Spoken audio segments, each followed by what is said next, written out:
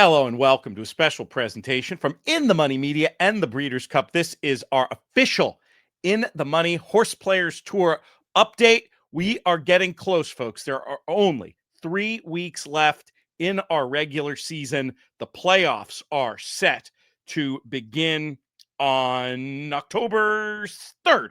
I almost said 2nd. October 3rd with the racing at Keeneland. But that still leaves you an opportunity. And remember, this is a tour where you're at no disadvantage starting late, because if you play in our $20 feeder on Fridays, the top 4 every week get to advance to the playoffs. What does that mean? Well, our playoffs are a private tournament where the top 4 from every week of the tour will face off, and the winner gets a $10,000 BCBC seat at no extra cost. To make it even better, that $20 for the feeder, that's a regular feeder into the qualifier on Saturday, and the house cut goes to charity. One of the best deals out there for horse players. Has been very popular this year, and there's still time to get involved. If you've been playing, thank you so much, and see it out to the future, please. Speaking of seeing it out, oh my goodness. So during our regular season, you can win up to 3 entries in the playoffs. Our friend of the network, Matt Miller, went ahead and did that, won his 3, and now were he allowed, he'd have 2 more. He keeps playing because he wants to support us. He wants to support the aftercare charities that benefit. It is the TAA and our friends at Therapeutic Horses of Saratoga, who are our charity beneficiaries. The bad news for Matt, and I'll talk to him about this in a future interview. The bad news is that in every other year of the tour, the overall tour winner, the person with the most points, as it were, through the season, would have also gotten a BCBC seat. So he'd already have 10 dimes basically locked up. But we got rid of that this year in favor of making it a little bit more straightforward. So sorry about that, Matt, but I don't think he's too worried about it. And we're going to have him on the In the Money airwaves this week, John Gasper, who's been doing this tremendous series of interviews with players. He will be talking to Matt. I will catch up with Matt in a few weeks. Maybe the next update we do ahead of the playoffs, we'll bring in Matt as the presumptive tour winner, quote unquote, tour winner, or tour quote unquote winner, maybe is the better way of saying it. But we appreciate Matt and all of his support. Make sure you subscribe to our free newsletter, inthemoneypodcast.com/email. We send out a newsletter for every Friday game. We have special analysis. Our man Adam doing a fabulous job picking horses, picking lots of winners, giving great logic. And then we link to any other content. We've got so much free content over at inthemoneypodcast.com. Week in, week out, we end up covering a bunch of those races. So if you subscribe to the newsletter, you'll get more, a whole lot more. A few other shout outs I want to give to the people who actually qualified last week. Jeff Van Dree, Michael Domable, who's done such a good job over the years in our tour. He punched his ticket. Jim Tragos, one of our In the Money Inner Circle members, got his 2nd entry. And who's this last name here? It is Suresh Bondman, another one. I see an S. I see Bondman. I almost said Sean Borman, but it's not former BCBC champion Sean Borman. It is instead Suresh Bondman, who will be competing in those playoffs. Godspeed to everybody playing this weekend. Do want to bring in the co-host of the show. We got a lot cooking. We're going to talk a little bit about the Breeders' Cup. We're going to talk about some of the races that will be involved in this Friday's contest over at Aqueduct. But first off, I want to bring him in and just talk to him about the BCBC as an event. It's on his dance card annually. You know who I'm talking about. It's Jonathan Kinchin. JK, what's up, my friend? BTF, yeah. I've actually started thinking about it. It's about this time where you start identifying some feelings, some thoughts. I remember right around this time, or maybe even a little bit before this, I want to say maybe even after the Whitney, Sean Borman had let me know that his Breeders' Cup life, Breeders' Cup Betting Challenge life, was going to be dependent on White Abarrio. And White Abarrio is famously the horse, or part of the equation of the horse that moved him into his BCBC championship. So it's never too early to start thinking BCBC, that's for sure. He had a similar reaction last year. I think it was after the Jim Dandy telling me that Sierra Leone was going to win the Classic. He's pretty good at identifying the BC Classic winner a few months out. And you remind me, didn't work out in the contest for him last year. There's this complicated equation to even have to get to these places sometimes. But you remind me, we are well overdue for a Sean Borman catch-up, maybe right before, maybe just after this last round of Breeders' Cup preps might be a good time to check in with him. He's always giving insight to the players, and one of our most popular guests that we have. BCBC, you've come close twice. How important is it? What would it mean to you in what you've done in the game of horse racing if you could go one better and get a win in a tournament like that?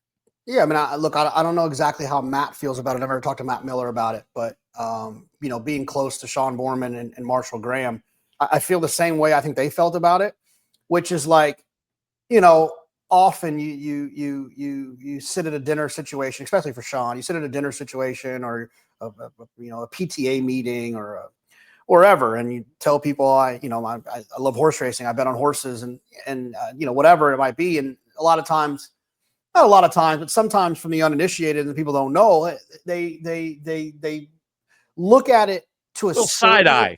Yeah, of like a little side eye there. I'm sure you know who's going to win those races. They kind of look at you like a silly person. And I think that more than the money, the BCBC being on the big platform that it is and being the amount of money that it is, I think it really helps you identify or kind of solidify your position in the game, your accomplishments in the game, and your understanding of the game and all of those things. And like, I think that like it would mean a lot to me from a legacy standpoint. Sadly enough, and I'm certainly not going to get into that here, like not sadly enough, whatever. I think the NTRA Hall of Fame to a certain extent, can kind of check that legacy box for you. That won't unfortunately be something that'll ever happen for me. So never say never, JK. Never say never. No, never. But I do think that like, a BCBC win goes that way. And to be fair, this is not me just trying to kind of lay up, but I feel very proud of my seconds. If you look at my Twitter profile, back-to-back runner-up, like I think sometimes it's hard to do that. It's hard to run second twice. And thank God I lost to two people that I like. Thank God. You're just all around that third rail on this Breeders' Cup sponsored show. I'm just saying, thank God it was two people that I like. But yeah, no, it is a legacy builder. It's also a life changer financially, but I'm telling you, I mean it from the bottom of my heart. That means a lot of it. But for me,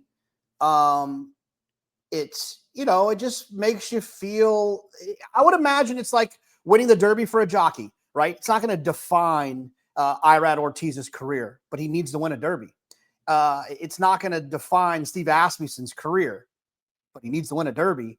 I think the same can be said about a BCBC. It's not going to define my horse player career, but I need to win a BCBC. It would be validating for sure, and it would be an amazing story. I look forward to that interview someday. Let's talk about the Breeders' Cup itself. And one race in particular, a few really interesting contenders have emerged. And curiously, in this year's Breeders' Cup Juvenile, a race where stars are made, there's a lot of connections to the horse racing industry itself. Run me through your thoughts on some of these horses and explain maybe to the uninitiated who they're named after.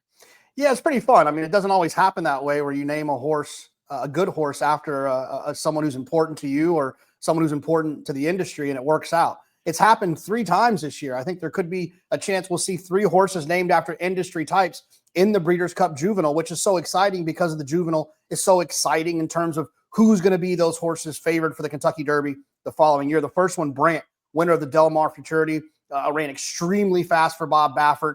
He's traveling in the right direction, named after, of course, a prominent owner, more of an East Coast owner in Peter Brant, who Amr Zidane has a relationship with. So we got Brant, who's talented.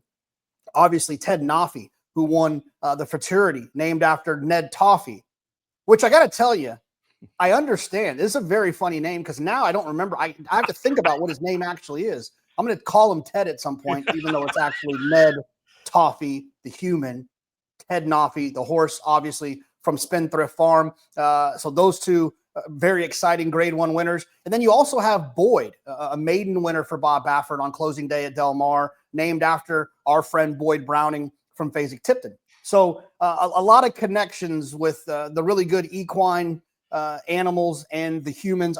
Anna Seitz from Phasic Tipton, I saw her make a tweet the other day that they should all have to get in the gate and race each other as humans too to see who wins. Well, give me a minute before I come up with a betting line on that one. Let me hold your feet to the fire. Do you have an early lean in this Breeders' Cup Juvenile? Yes, a horse that's not named for anyone in the industry.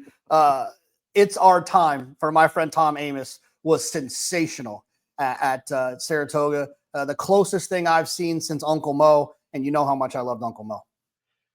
Great stuff, JK. Appreciate your early thoughts on the Breeders' Cup Juvenile. Of course, we're going to have so much coverage on Breeders' Cup airwaves. Make sure you subscribe to their YouTube channel. Also on the In the Money Media YouTube channel. Basically going to be covered soup to nuts. Also coverage over at inthemoneypodcast.com and via our Breeders' Cup package through our In the Money Media Plus service. If you want to learn more about that, inthemoneypodcast.com/plus. But believe me, there's going to be loads of stuff on the free side between Breeders' Cup and us to keep you busy and consuming content all the way between now and the Breeders' Cup. Let's turn our attention to Friday's contest, JK. We don't have the races as we are recording this, but I think it stands to reason that with Aqueduct, Belmont at the Big A, as it were, opening back up this weekend, that they are going to be represented. So it was my idea that we should take a look at the late part of this card. Those who are interested in your full-on thoughts about everything regarding this card will have an opportunity to see you on Talking Horses Friday morning. Is that right? We're Talking Horses Friday morning, and then I'm on the early portion of the show. Back in the big city, back on the A train. You know, sometimes you got to get your wits back about you on the A train. I got pretty comfortable towards the end of the spring. I got to get back on there and keep my head on the swivel. It's so funny.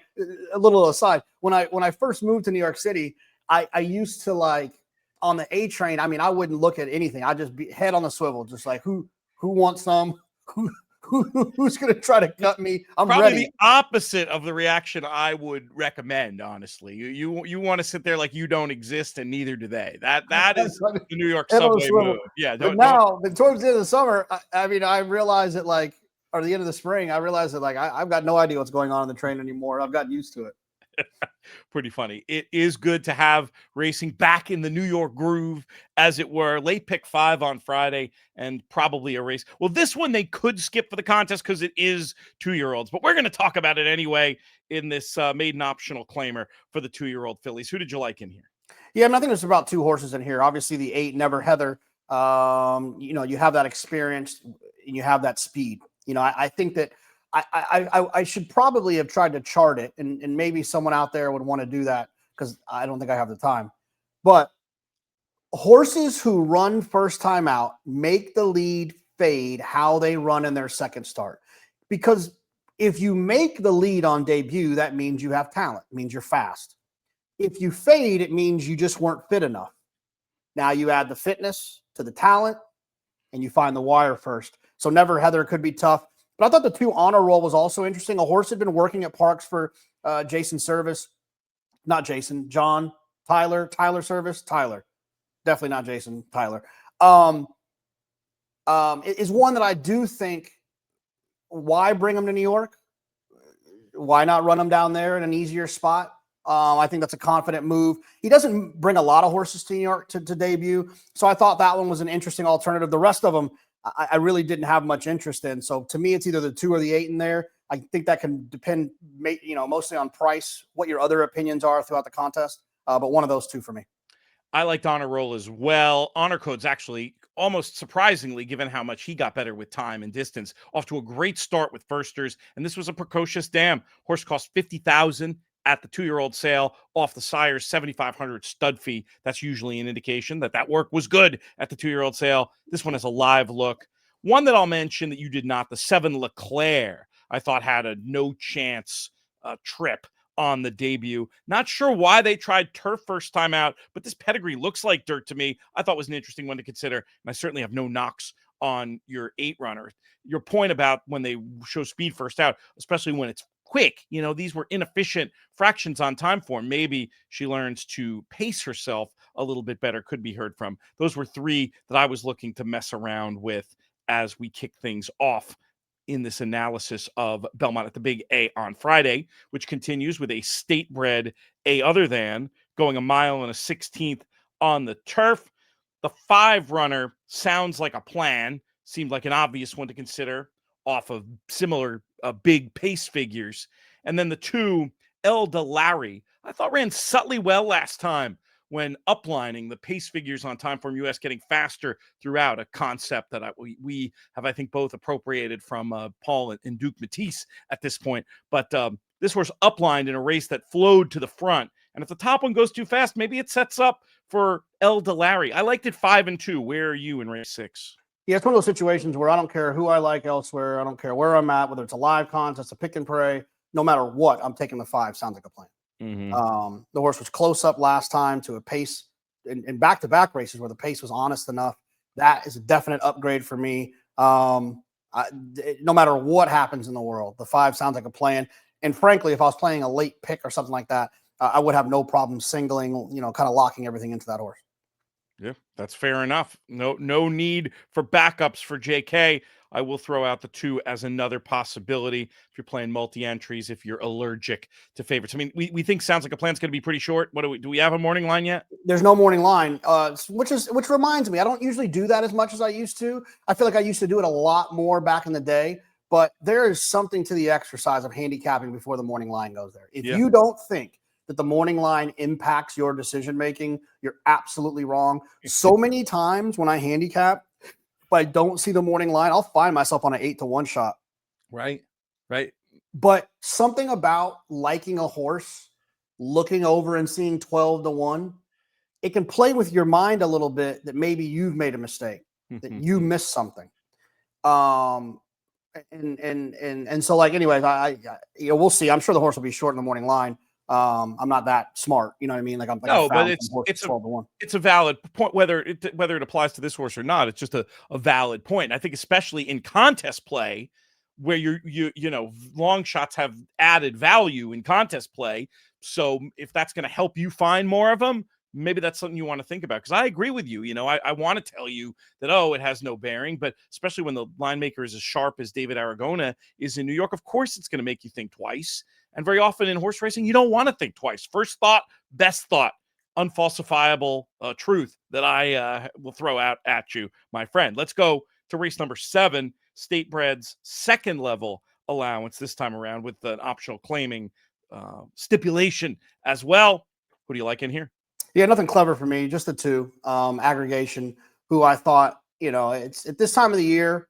You'll see horses like this for these big operations, in my opinion, show up for tags. And the reason they show up is because you go through the Keeneland September sale results and tell me how many horses Klarovich buys. I think a lot of times it's reload and move on. These horses, they cost money. They're expensive throughout the year. They take up a stall. You got to pay a day rate on them. So if you have a horse that isn't meeting the program, you move on from them and then put another $300,000 yearling in that spot, essentially. So this feels like a win and move on type of situation. I think aggregation is gone for $45,000. Yeah, this was my top pick as well. Second back off a huge layoff. Did give up a big lead last time, but still finished up okay on the clock and is going to probably get a great stalk and pounce trip in here. The other I'll mention finished right in behind aggregation last time. And if aggregation's ridden too aggressively with that, sometimes I think a rider might have that win and move on mentality, maybe not be super strategic, ride the horse like they're, like they can't lose. If that horse joins the party too early, maybe the 4 Palace Boss could get the right kind of trip and win. Been very consistent figure-wise, fits at the level. And I was thinking would be a multiple of aggregation's price. We'll see. If I had 2 entries, I'd probably go with the 2 and the 4. And if I had 3 entries, I'd probably go 2, 2, and 4, just depending on how this all shakes out when we look at it. It's something we don't talk about, and we don't have time to do the full discussion today, but it is an interesting idea of rather than looking at each race as an individual, to try to look at your picks holistically and say, okay, this is a day where I like long shots in 6 of the 12 races, so I'm okay maybe using a few more favorites than the others. Do you ever, I know you don't play a lot of pick and pray anymore, but Is that something that you would do? Would you ever try to look at the sequence, or can you get away with just playing it one race at a time?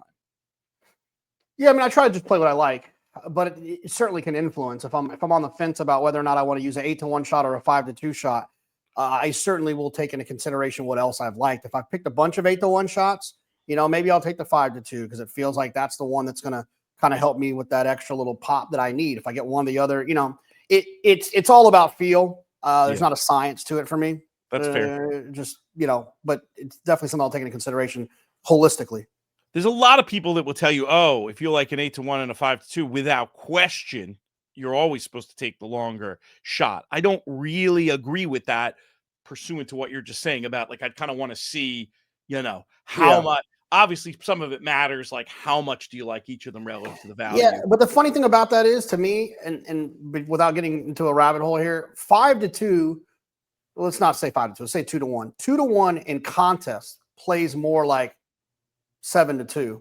8-to-1 in contest plays more like 5-to-1. So now, which one do you like? Yeah, that's a great point. And what you mean by that, if for the uninitiated, because so many contest players are prejudiced towards the long shot might be 8-to-1 on the board, but more like 4-to-1, 5-to-1 in the contest because they're so represented. Those 5-to-2, it's still the same $7. Well, more than that, you know what I mean? The $10, $11 going on your bankroll, but they are more likely to be points fewer players have in a lot of situations, thus making them more valuable. It's fun. It's a complicated ecosystem economically, which is one of the reasons I love contests, the way they give you this other way of playing and these other ways of thinking about the world. It like tickles my brain in a nice way. Years ago, got to write a lot about this in a book called The Winning Contest Player that someday may actually just get updated. We'll see. Not while I'm running this company, but maybe in 5 years. That'll be my retirement job. Let's move on to race number 8, JK. We've got State Breds, first level allowance. We're going a mile and a 16th on the turf here in race number 8. I thought that Iron Max, speaking of live favorites, Iron Max looked like one to me. The 3-runner should get a fantastic setup. I thought was tough to oppose, but certainly not going to be any great price. I will put forward the idea of Mo Creasa, the 1-runner, who could be able to pull the best trip of the speeds if this horse doesn't get caught dueling, can maybe break forward, stalk and pounce. I could see a world in which 3-1 for me. Who do you like? Yeah, for me, it's just a 3 and the 4. I feel like this race has to go quick. I thought the 5 Real Savvy, 6, 7, and the 7 Terminal Velocity are both just determined to go forward. And I thought the 3 or the 4 are the ones that could pick up the piece. The 3 probably a shorter price than the 4. So you just play that based on how you feel. But one of those 2 for me. Let's talk about the nightcap at Belmont on the Big A on this Friday. Optional claimer starter allowance on the outer turf. We're going a mile and a 16th. When it comes to this contest, when it comes to all these late picks on Friday, JK, how are we going to get paid? Yeah, I love the 11 in here. Enlighten, a horse that I remember when he dropped. It's kind of the same idea, right? Centennial Farms dropped the horse for Todd Pletcher. Centennial Farms is builds their entire program on getting 5 to 6 yearlings and trying to turn them into stallions. It's what they've done. And when you have a horse like this, it's not going to be a stallion. You put them where they should go. You want to get, like I said, you want to part ways with those bills, part ways with horses that aren't going to take you where your program wants to go. And that's who I think Enlighten was. Tom Morley, smart enough to jump in and grab the horse. Shows up right back here. I thought he ran well last time. The 11, I've got no problem ending my contest with this horse.